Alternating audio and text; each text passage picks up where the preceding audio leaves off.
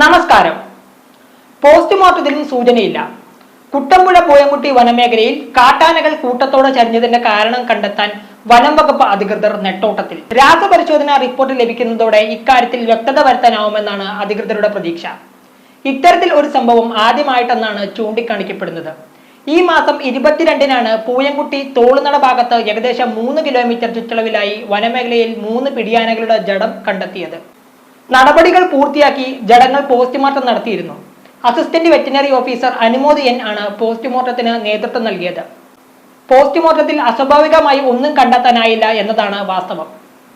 വനമേഖലയിൽ നിന്നുള്ള ഭക്ഷണാവശിഷ്ടമാണ് 3 ആനകളുടെയും ഉള്ളിൽ ഉണ്ടായിരുന്നത്. പ്രാഥമിക പരിശോധനയിൽ വിഷാംശം കണ്ടെത്താനായിട്ടില്ല എന്നാണ് സൂചന. കൊമ്പന്മാരുടെ ആക്രമണത്തെ തുടർന്നുള്ള പരിക്കായിരിക്കാം പിടിയാനകളുടെ ജീവനെടുത്തതെന്നുള്ള അധികൃതരുടെ കണക്കുകൂട്ടലും വെറുതെയായി. ദേഹത്തോ ആന്തരിക അവയവങ്ങളിലോ ഒരു പരിക്കും ഉണ്ടായിരുന്നില്ല. ഏതെങ്കിലും തരത്തിലുള്ള വൈറസ് ബാധയാണോ ആനകൾ ചെരിയാൻ കാരണമായതെന്ന സംശയവും ഉയർന്നിട്ടുണ്ട്. ഈ വഴിക്കും തെളിവെടുപ്പ് പുരോഗമിക്കുന്നതായിട്ടാണ് അറിയുന്നത്. ഏകദേശം 15 വയസ്സോളം പ്രായമുള്ള പിടിയാനകളാണ് ചരിഞ്ഞത്. CCF doctor Atal Arasu, Malayattoor DFO Guru Srinivas, Kuttampuzha forest range officer Sanjeev എന്നിവരുടെ നേതൃത്വത്തിലാണ് തുടർ നടപടികൾ പുരോഗമിക്കുന്നത്.